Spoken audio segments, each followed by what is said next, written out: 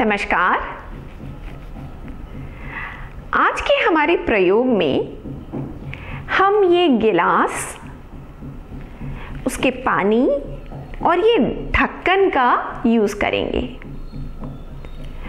तो अगर मैं आपसे पूछूं कि ये जो पानी है उसके ऊपर की जो हवा है गिलास की, उसका प्रेशर क्या है, तो मेरे ख्याल से आप सभी यही बताएंगे कि उसका प्रेशर एटमॉस्फेरिक प्रेशर के जितना ही है, क्योंकि ये जो गिलास की हवा है वो एटमॉस्फेयर से कनेक्टेड है। तो आप बिल्कुल ठीक सोच रहे हैं।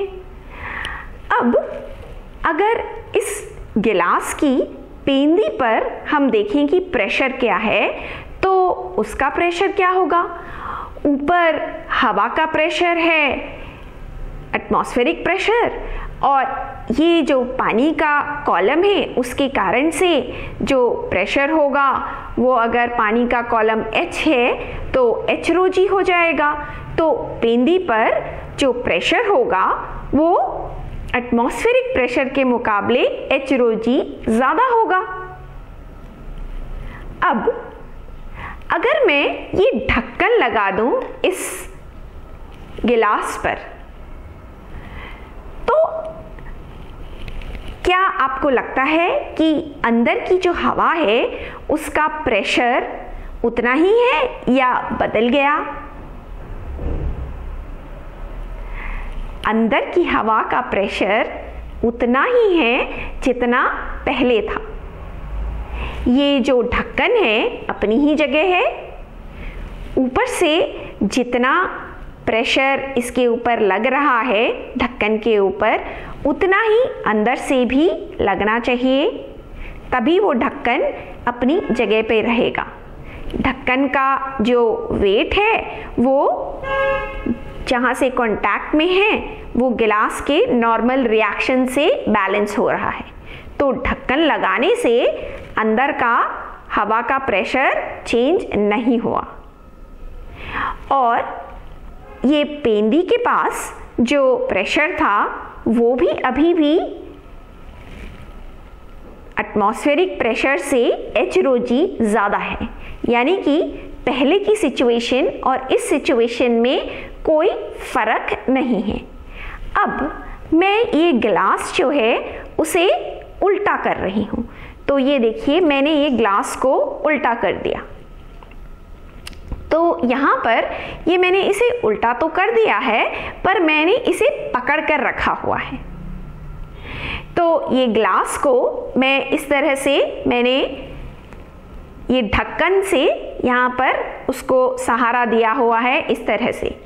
अब आप बताइए कि इस सिचुएशन में क्या जो हवा है अंदर की, उसका प्रेशर अभी भी एटमॉस्फेरिक प्रेशर है या वो चेंज हो गया।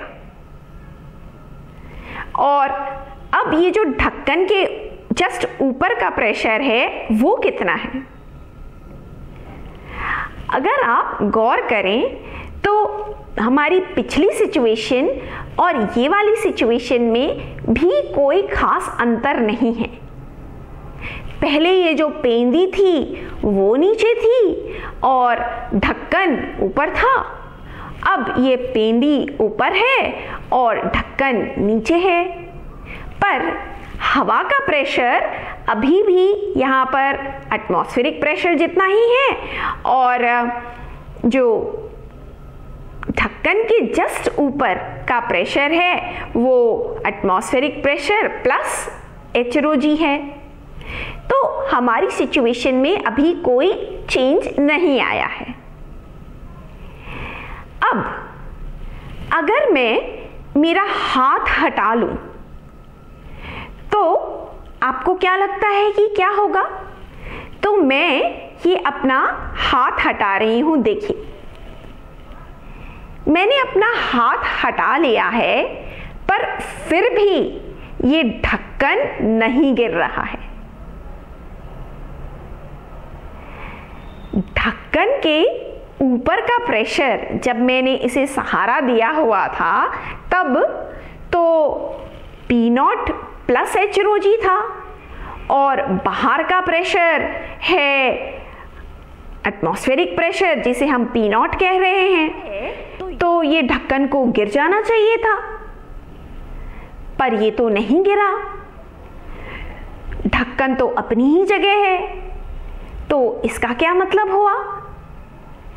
इसका तो यही मतलब है कि इस ढक्कन के ऊपर नीचे से जितना फोर्स हवा लगा रही है उतना ही फोर्स ये जो पानी है, इस वक्त ढक्कन तो पानी के ही कांटेक्ट में है, पानी उतना ही फोर्स उसे नीचे की तरफ लगा रही है। पर ऐसा कैसे हो गया? अभी तो हमने बात करी थी कि अंदर का प्रेशर P0 प्लस H रो जी है, तो ये प्रेशर घटा कैसे? असल ढक्कन है वो हल्का सा, बहुत ही कम वो नीचे आया है, और ये जो ढक्कन है अभी एक्चुअली ये पानी पर ही ऑलमोस्ट है, और इसीलिए इस पर फ्रिक्शन बहुत कम है। तो देखिए, मैं अगर इसे ज़रा सा भी मूव करती हूँ तो ये बहुत आसानी से इसके ऊपर फ्लोट कर रहा है, ऐसा हमें दिख रहा है। तो ये जब थोड़ा सा नीचे आ जाता है पानी, तो ऊपर की जो हवा है वो थोड़ी सी एक्सपैंड हो जाती है। और आपको पता है कि बॉयल्स लॉ के अनुसार अगर हवा एक्सपैंड होगी, उसका वॉल्यूम बढ़ेगा, तो उसका प्रेशर घट जाएगा। पर कितना? उसका प्रेशर करीब करीब H रो जी ही घटना चाहिए। तो ये जो डेमोन्स्ट्रेशन है हमारा, वो उससे हम बॉयल्स लॉ बता सकते हैं, और इसको हम क्वांटिटेटिव भी कर सकते हैं। कैसे? असल में मैंने यहाँ जो पानी डाला है वो 5 सेंटीमीटर है उसकी हाइट, और ये जो गिलास है वो करीब करीब 10 सेंटीमीटर है उसकी हाइट। तो हम निकाल सकते हैं कि ये जो हवा है इसके अंदर की, उसका प्रेशर कितना घट गया। उसका प्रेशर H रो जी घटा। तो हम निकाल सकते हैं कि ये H रो जी कितना है। H जो है वो पानी का जो कॉलम है वो है, और मैंने 5 सेंटीमीटर कॉलम पानी अपने ग्लास में डाला हुआ था। तो H रो जी है हमारा प्रेशर। तो H है 5 सेंटीमीटर, जिसे कि मैं 100 से भाग दे रही हूँ क्योंकि इसे मैं मीटर में कन्वर्ट कर रही हूँ। डेंसिटी पानी की आपको पता ही है, वो है 1000 kg पर मीटर क्यूब। तो मैं इसे 1000 से गुणा कर रही हूँ, और G है करीब 10, तो मैं इसे 10 से गुणा कर रही हूँ। तो यहाँ पर आप देखिए कि हमारे पास ये आता है 500 पास्कल, यानी कि जो ग्लास की हवा है उसका प्रेशर 500 पास्कल कम होना पड़ेगा अगर हमारे ढक्कन को बैलेंस्ड रहना है। तो हवा का जो एटमॉस्फेरिक प्रेशर होता है वो तो 10⁵ पास्कल के करीब होता है। तो 10⁵ पास्कल में अगर 500 पास्कल कम कर दिया जाए तो परसेंटेज डिक्रीज कितना होगा, ये हम निकाल सकते हैं। तो उसको निकालने के लिए ये जो 500 पास्कल है उसे मैं अगर एटमॉस्फेरिक प्रेशर से भाग दे देती हूँ, जो कि है 10⁵, यानी 1 के बाद 5 शून्य। तो ये मैंने यहाँ पर शून्य लगा दिए और 100 से अगर मैं गुणा करती हूँ तो मुझे हवा में कितना परसेंटेज डिक्रीज हुआ प्रेशर का वो मिल जाएगा। तो यहाँ पर ये 4 शून्य काट दिए मैंने और ये आ गया 0.5%, यानी कि जो हवा का प्रेशर है वो 0.5% यानी कि आधा % कम हुआ है। तो वॉल्यूम में कितना इजाफा होगा? वॉल्यूम में भी करीब आधा % का ही इंक्रीज होगा। तो उसे भी हम निकाल सकते हैं। वो कैसे? तो जो ग्लास था हमारा, ये जो ग्लास है और यहाँ ढक्कन है, उसमें यहाँ तक तो पानी भरा था और ऊपर थी हवा, और ये गिलास है 10 सेंटीमीटर है उसकी हाइट। तो जो हवा है, हवा का जो वॉल्यूम है वो उसका जो लेंथ है ये भी हो गया 5 सेंटीमीटर, और जो एरिया है वो एरिया हो गई इस ग्लास की, वो भी सिलिंड्रिकल ही था, तो 5 को अगर मैं एरिया से मल्टीप्लाई कर दूं तो हमें वॉल्यूम मिल जाएगा। तो इतना ओरिजिनल वॉल्यूम था।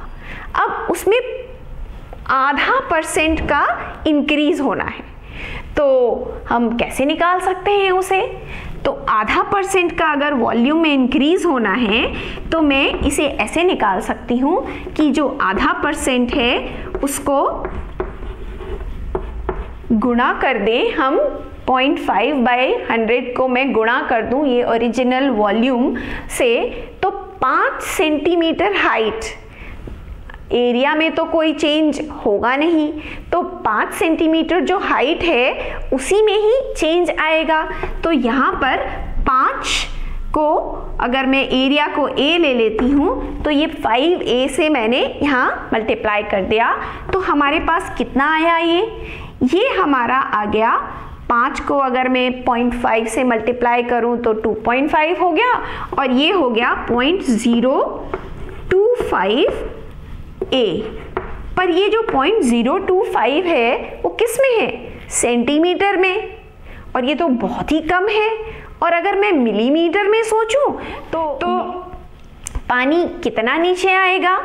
इतना 0.025 सेंटीमीटर नीचे आएगा, या फिर अगर मैं मिलीमीटर में लूं तो इसे 10 से गुणा करूंगी तो 0.25 मिलीमीटर अगर पानी नीचे आएगा तो वॉल्यूम में आधा % का इंक्रीज होगा और प्रेशर में आधा % का डिक्रीज होगा करीब।